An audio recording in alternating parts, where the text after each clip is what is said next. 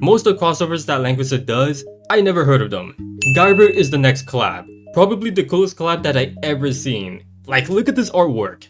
Absolute fire. I'm hoping what these characters can do can keep that same energy. The only thing I'm really hoping for is that they're not broken. Langrisser needs to like really chill on that, but make them really solid usable characters, at least. Like nothing too crazy. The first character of the collab we'll take a look at is Sho. He's a protagonist, time and mythical faction that can be infantry who is a physical attacker. His talent increases attack and defense at the beginning of the turn, gains a random type of breed evolution that he does not have, which cannot be dispelled for 2 turns. He can use the advantage of enhanced evolution to amplify it and turn it into a permanent effect. When the upgrade is triggered, he immediately gains an additional breed evolution that he does not have. Yeah, so there's not enough context for this for me to go on. I'm looking at this, I'm just like, what is this thing talking about? So let's go see what else he has to see if it refers to it. One of his unique skills can dispel 2 debuffs, ignores 20% of the enemy's defense, which is honestly just an upgraded war. The other one dispels all movement boost before battle, makes them have -2 movement, and cannot be guarded for 1 turn that's undispellable. His passive, before being attacked and into battle, gains a shield that covers 20% of HP that cannot be dispelled. Makes me wonder if it has like a cooldown or something. His other passive, when he dies, places a control unit in place, and at the beginning of the next turn, he regenerates from it and enters over defense state. It cannot be controlled and does not take damage when actively attacking, and when removed, it can act again and cannot be dispelled or immune. For 1 turn, that triggers every 4 turns. So you legit just get an AI ally. I don't see anywhere what does AI have. Maybe it's the same stats and everything before dying.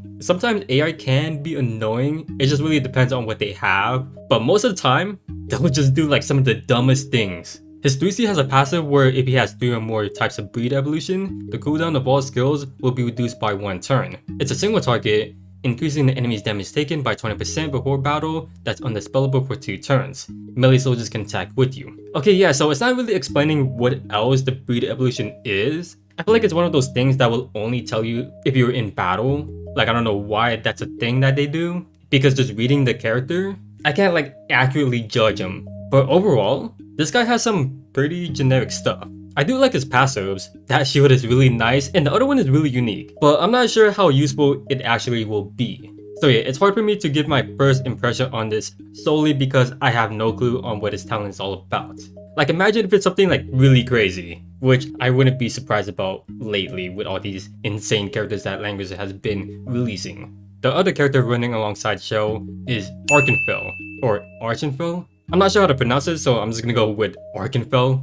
Something tells me that he's probably the main villain since he looks so different. He's part of the Healers, Time, and Mythical faction that's a magic attacker who is only a demon unit. He ignores class types and will increase, and use of skills will not make them go on cooldown.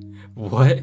Initially will have 15 stacks of energy, and releasing a skill needs to consume energy equal to the skill cooldown. At the end of action, you can choose to enter a sleep state. It makes you unable to attack, move, use skills, and resets its HP. And when it's removed, he gains 15 stacks of energy that all last for 1 turn that cannot be dispelled or be immunized.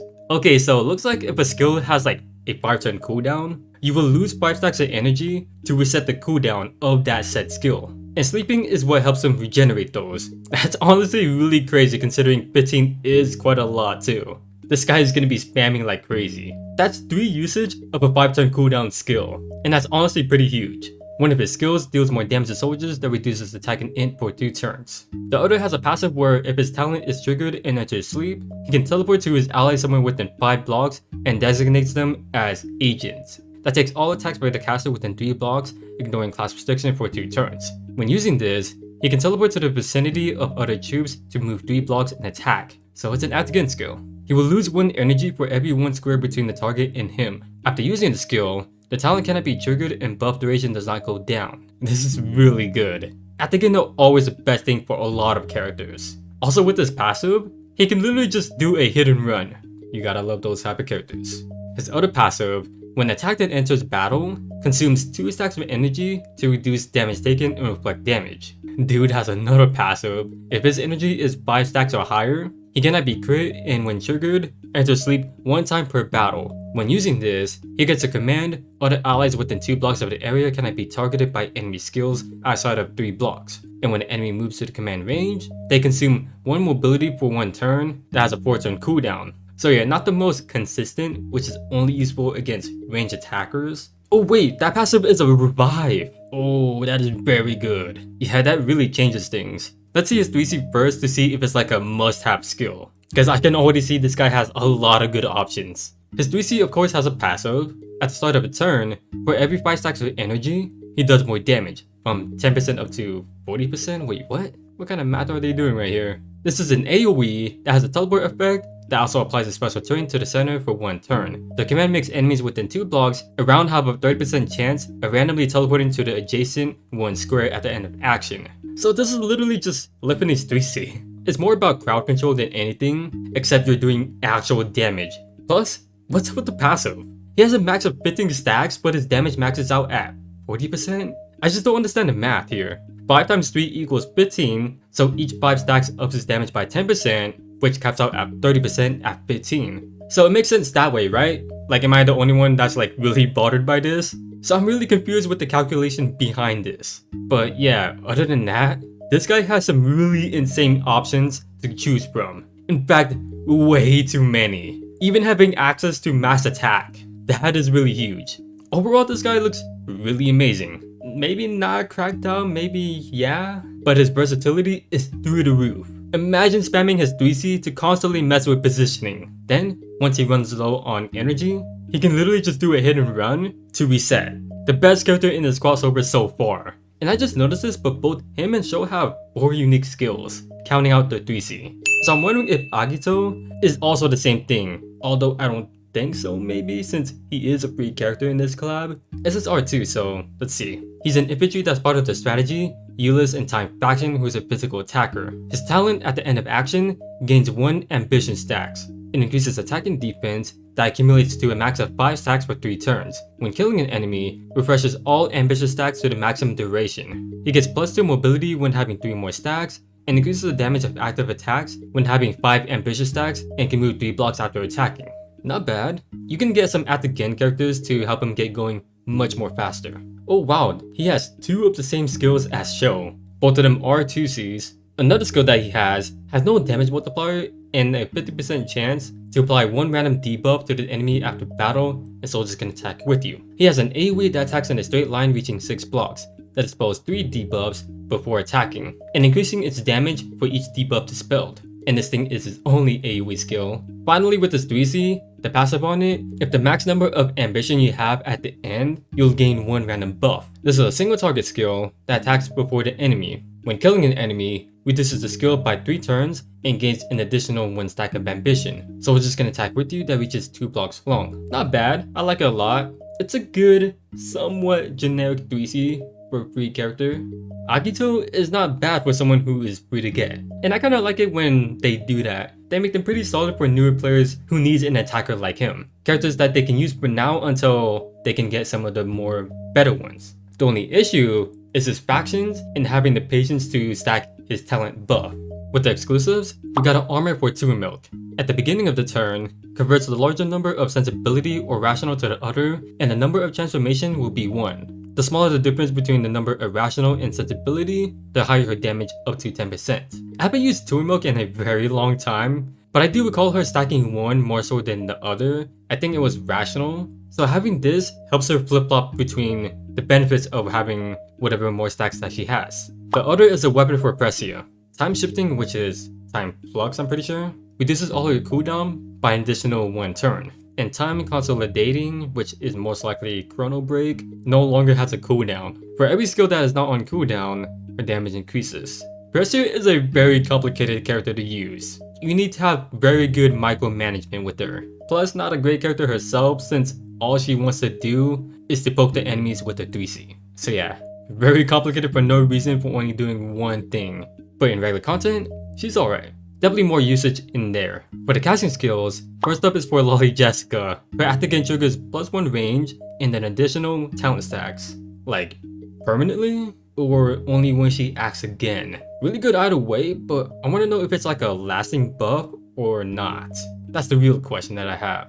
Second is Mathew. I think he has a command that increases attack and int when there are other allies within 2 blocks who are protagonists. Oh. It's kind of a letdown since that's the whole issue with Mathew. He wants to be near his allies most of the time for his buffs. And the fact that his SP form really improved on that was what made him such a huge deal. And now it seems like they want to put him back into his original route. Like, what are they doing? Third is for Caroline. When a turbo is casted, gains +1 movement for allies within a 3 block radius for 2 turns. Ooh, okay. Last is for Freya. She gets an all stats increase. If her defense is higher than her magic defense, when she obtains Array of Roses, Spirit Array is also obtained, otherwise gains Iron Rose. I think Array of Roses is supposed to be her 3C, and Spirit Array might be Lance Phalanx. That's not much besides the extra fixed damage, and also the defense buff from Lance Phalanx and magic defense buff from Iron Rose. Which I mean, yeah, that's great. I think what's more impressive is that she still gets an all stats increase. So yeah, all these castings are all insanely great, besides Mathew. They were not cooking with that one. For some of the interesting banners that I could find, there's Raid Up with Hilda, still is a very prominent tank, then a Destiny banner with Elwyn and Leon, as well as Bernhardt's, which I think always comes back like every 1 or 2 months. As for the content that CN got, they got this Christmas event where you get a candy bar to exchange them for the following rewards. I'm definitely positive that Global never got these. A New Year login event, and this is the update that first introduced background farming, the collab farmable event where you get Agito for free to only up to 5 stars. And a new type of game mode. It'll be right next to the guild tab. In it you'll see some achievements to grab these blue bottle, and there's multiple categories for you to grab them. And you can see how many there are. The gameplay itself is literally just a rolling dice game. All you do is just click.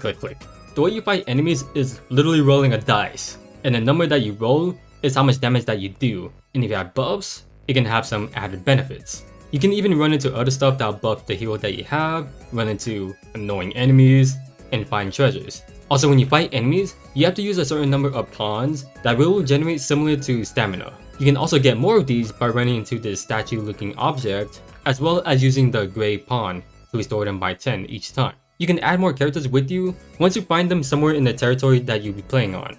By the looks of it, it doesn't look like the most engaging game mode, since you're just clicking all the time and just seeing the same thing over and over again basically. But I do appreciate new type of content every now and then, as long as it's fun. This one is more casual than anything. They do keep you busy by adding so much of these achievements. Oh yeah, and these blue bottles, they are automatically used when you grab them to upgrade their shine level, which you do see in the top right corner. I don't think there will ever be another game mode like the Endless Voyage. Still one of the best things that they ever made, and I would be really surprised if they can make something on that same level of entertainment, or even better than that. As for the new skins, we got an Echo of Light for Show and Archanfel. Show definitely radiates main character energy. Are these Echo Lights supposed to be like their human form? I never watched the anime, but I have a strong feeling it has the same concept as Power Ranger and Mugen Rider. In the store, there's a Christmas Elma skin that should have released on all servers when Christmas arrived, since it is seasonal.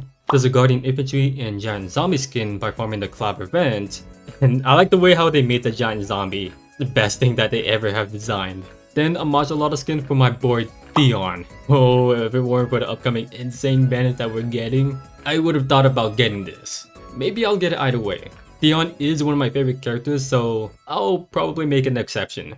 Alright, so that was at least most of everything that CN got in this crossover. I think this is one of the more cool looking crossovers that Langrisser has ever done. They really went all out with the artwork and the trailer for it. And besides Archanfel, the other characters feel mid. Of course, the free character is an exception, but Show feels like a decent character. But maybe once I know what his talent does, my opinions may change.